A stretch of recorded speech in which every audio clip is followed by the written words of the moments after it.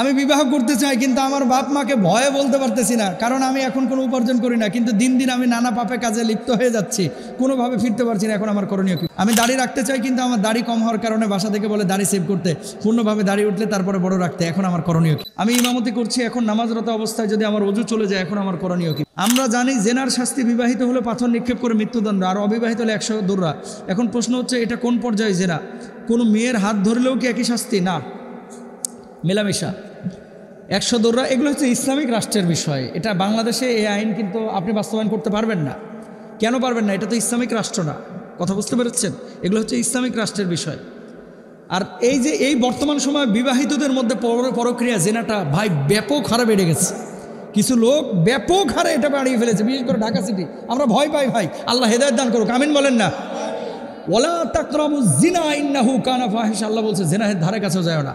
বউ আছে কেন আপনি আরেকজনের সাথে যাচ্ছেন? স্বামী আছে কেন আরেকজনের সাথে যাচ্ছেন? আল্লাহ মাফ করুক, আমিন বলেন। আমি দাড়ি রাখতে চাই কিন্তু আমার দাড়ি কম হওয়ার কারণে বাসা থেকে বলে দাড়ি সেভ করতে, পূর্ণভাবে দাড়ি উঠলে তারপরে বড় রাখতে। এখন আমার করণীয় কি? না, যা উঠবে তাই রাখবেন ইনশাল্লাহ বলেন। নবীজি বলছেন কসরু সবারই বাবা আফুল্লোহা, দাড়িগুলোকে ছেড়ে দাও, মোজগুলোকে খাটো করো। আমাদের সমাজে যেটা হচ্ছে ইদানিং, অনেক যুবকরা দাড়ি রাখতেছে, ফ্যাশন করে হোক আর সুন্নাহ মেনেই হোক। কিছু চাচার ঘুম হারাম, বাঁকা চোখে এমনি তাকায়, কিরে জামাত শিবিরে যোগ দিছস কবে? কথা কন ঠিক? টাকনুর নিচে কাপড় পরতে এখন ওপরে পড়া শুরু করছে। কিরে হেফাজতে যোগ দিছস নাকি? চাচা ভুল বুঝেন না, দাড়িগুলো নবীকে ভালোবেসে আমরা রাখি, টুপিটা নবীকে ভালোবেসেই পড়েছি, জুব্বাটা নবীজিকে ভালোবেসেই পড়েছি। কে পছন্দ করলো না পছন্দ করলো দেখার টাইম নাই, আমার আল্লাহ নবী পছন্দ করেছে, এটাই ফাইনাল, ঠিক না? রাখবো না ইনশাল্লাহ। বউকে বুঝান, শুনেন এখন কিন্তু দাড়ির পুরুষই বেশি, এই দাড়িতেই কিন্তু পুরুষত্বটা বেশি ভেসে আসে, দেখতে সুন্দর লাগে। আমরা তো চাঁদের দেশ থেকে বউ নিয়ে এসেছি নাকি? দাড়ি রেখে কি বউটাও পাই নাই? তা আপনিও দাড়ি রাখেন, ভালো বউ পাবেন ইনশাল্লাহ। আমি বিবাহ করতে চাই কিন্তু আমার বাপ মাকে ভয়ে বলতে পারতেছি না, কারণ আমি এখন কোনো উপার্জন করি না, কিন্তু দিন দিন আমি নানা পাপে কাজে লিপ্ত হয়ে যাচ্ছি, কোনোভাবে ফিরতে পারছি না। এখন আমার করণীয় কি? বাপ মাকে বলবো, যেই বাপ মার টাকার সামর্থ্য আছে, টাকার আছে, এই বাপ মাকে বলবো ছেলে মেয়েকে বিয়ে করায় দেন। এই জামানায় বিয়েটা কঠিন হওয়ার কারণে জেনাটা সহজ হয়ে গেছে। ম্যাক্সিমাম বাপ মা বলে নিজের পায়ে দাঁড়াও। কার পায়ে দাঁড়ায় আছে? আপনার পায়ে। হ্যাঁ, কমিটির পক্ষ থেকে বিয়ে করাবে, ঠিক আছে ইনশাল্লাহ, আমরা রাজি আছি। তাও ঠিক না? রাজি আছি না ইনশাল্লাহ? কি বেলাল ভাই দাঁড়ান দাঁড়ান। যদি কেউ বিয়ে করতে চায়, দরকার আমরা সবাই খরচ দেবো ইনশাল্লাহ। ইনশাল্লাহ গুনাহ থেকে বাঁচতে যদি কেউ চায়, আমরা ওই ছেলের জন্য বিয়ের ব্যবস্থা করবো ইনশাল্লাহ। তারপরে আমরা চাই যে সমাজে জেনা ব্যভিচার দূর হয়ে যাক, কথা বলেন ঠিক না? এই যে কমিটি বলে দিয়েছে, আমরাও বললাম, বাপ মাকে বোঝানোর দায়িত্ব আমাদের। যদি কেউ এরকম অবৈধ জেনা ব্যভিচারে লিপ্ত হয়ে থাকেন, গোপনে এসে বেলাল ভাইকে বলবেন যে ভাই আব্বা আম্মারে বুঝান, নাহলে আপনারা একটা বিয়ের ব্যবস্থা করে দেন, আমরা দিব ইনশাল্লাহ। তাও আমরা এই জেনাহের পথ বন্ধ করেই ছাড়বো ইনশাল্লাহ বলেন।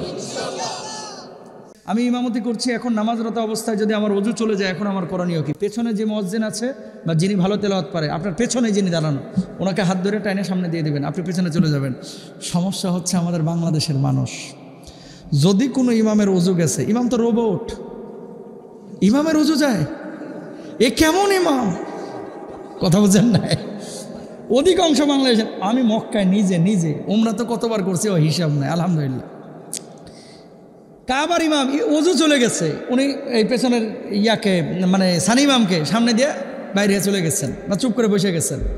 আমাদের বাংলাদেশে যেটা হয়, যদি কোনো ইমামে কাজ করছে, নামাজের পরেই সভাপতি সাহেব নিয়ে গোল টেবিল বৈঠক বসে। এত বড় খারাপ, নামাজের মধ্যে ওযু গেল, কিসের ইমাম? আসরের আগে এর মসজিদ থেকে তাড়া করেন। কাকা, আপনার যেমন জায়গায় আছে, হুজুরের কিন্তু একই জায়গা। হুজুরে কিন্তু আল্লাহ তাআলা রড সিমেন্ট দিয়ে ঢালাই দিয়ে বানায় নাই, এটা কিন্তু চামড়া দিয়ে বানাইছে আল্লাহ তাআলা, কথা বলেন ঠিক না? সুতরাং নির্ভয় দিবেন। কিছু কিছু লোক আছে ভাই, 1:30টার নামাজ যদি 1:33-এ হয়েছে, এইভাবে হুজুরের দিকে তাকায়, দেরি হলো কেন? যা চাবায়া চিপসের মতো খেয়ে লাগবে, কথা বলেন ঠিক না? ইমামকে সম্মান করবেন। ওযু যদি চলে যায়, ইমাম সাহেব মুয়াজ্জিনকে ঠেলে দিবে, আপনারা তাকাতাকি করবেন না, হাসাহাসি করবেন না। ইমাম সাহেব বসে থাকবে অথবা পিছনে চলে যাবে, ওযু করে এসে নামাজ পড়বে, এটাই তো ইসলাম। কিন্তু আমাদের সমাজের মানুষের রিয়্যাক্ট করে বেশি, বুঝছেন? রিয়্যাক্ট বুঝছেন না?